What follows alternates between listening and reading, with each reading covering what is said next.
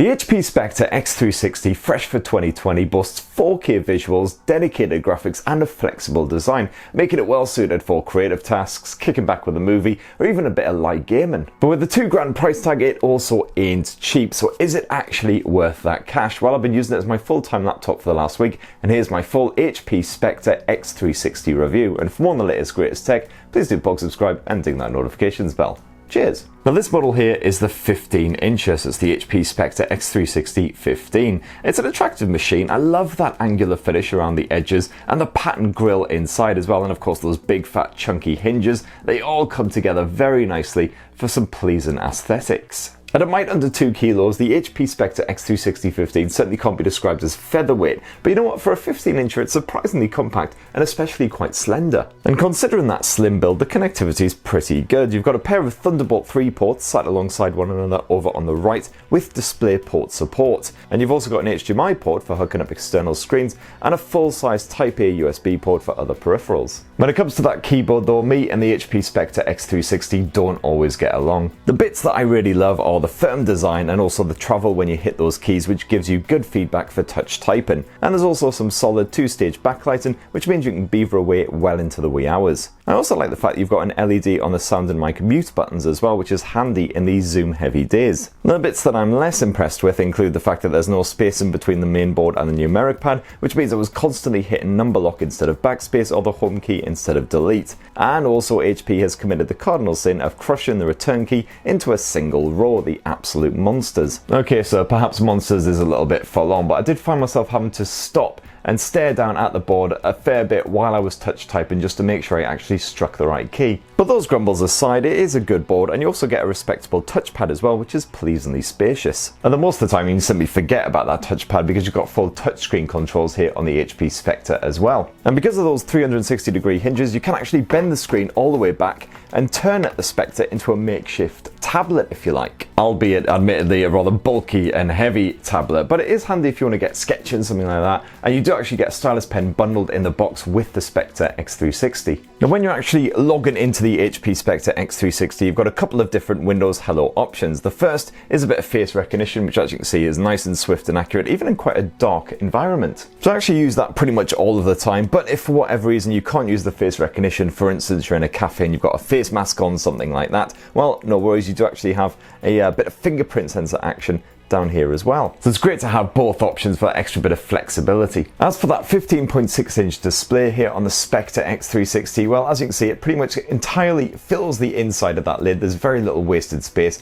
and it's also coated with Gorilla Glass as well for extra durability. You've got a 4K resolution by default, so this thing is perfect for creative tasks like photo or video editing, and of course unwinding with a bit of casual extreme violence. Those visuals are beautifully crisp and packed with finer detail. It's an AMOLED panel, and you really feel the benefit of that with the impressively accurate color reproduction. We're talking full coverage of the sRGB gamut and a whopping 96% of the Adobe RGB accurately rendered here.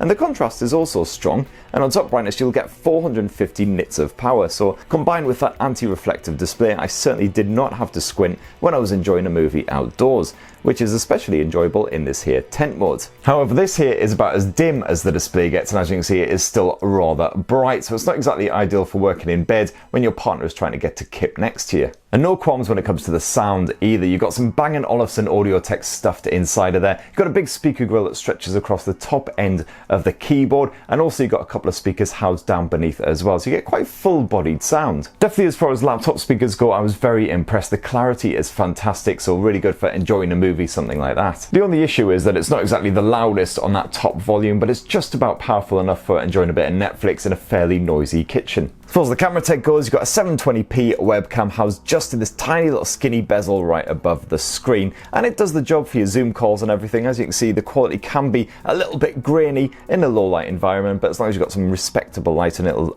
definitely pick you up in plenty of detail. And the internal mic quality, absolutely no problems with that as well. You'll have no troubles making yourself understood. And HP has absolutely nailed it on the privacy side of things as well. As you can see, you've got a little attention grabbing LED right alongside that camera that lights up whenever it's in in use, so you know if some app is sneakily trying to use it in the background. You've got that mic mute button if you don't want anyone to hear what's going on, and you've also got a camera kill switch over here on the right hand side as well. Just a quick flick of that, and as you can see, the camera is completely disconnected. Now on the performance side, you've got Intel's 10th generation Core i7-10750H chipset running the show, backed by a generous and rather whopping 16 gigs of RAM. And that's certainly more than enough grunt for your everyday tasks. I saw no kind of stuttering or stammering or slowdown when I was using even multiple tasks side by side, although I did notice that the Spectre x360 occasionally took a little while to boot up. And for any benchmark fans out there, Cinebench returned a score of 2117. Not world beaten, but it does the job. A dedicated NVIDIA GTX 1650 Ti GPU handles the visuals,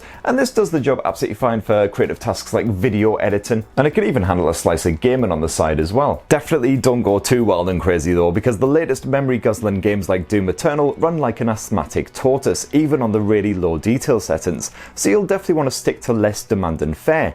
Older titles such as Strange Brigade ran just fine on medium detail. And once again, for you benchmarkers, Time Spy Extreme returned a score of 1527, while Skydiver spaffed out 16,295. Not great results compared with a lot of dedicated gaming or creative laptops of 2020, so if you want proper power, then you probably want to look at the likes of Dell's XPS laptops or some proper gaming machines. The main problem here seems to lie in the cooling system. The HP Spectre x360 does have two fairly wide vents running down both edges of the machine, so that hot air can basically bugger off out of it, but you've got some fairly beefy components packed into a really tight space because of that slender build. So I found that after gaming or editing video just for a short while, the keyboard started to get a little bit warm, and if you move your hands to the sides of the laptop or up top above the keyboard, things are very toasty indeed. And in the stress tests in 3D Mark, the HP Spectre x360 failed with a score of 96.7% stability, albeit only just failed, so there is some throttling going on there. But all the same, if you don't put proper pressure on this thing with more demanding games, it will do you just fine. And it's certainly nippy enough for your internet shenanigans as well. If you've got yourself a Wi-Fi 6 router at home, well, good news, the HP Spectre x360 is fully compatible. And the storage is just as speedy as well. You've got a 1TB SSD stuffed inside this thing,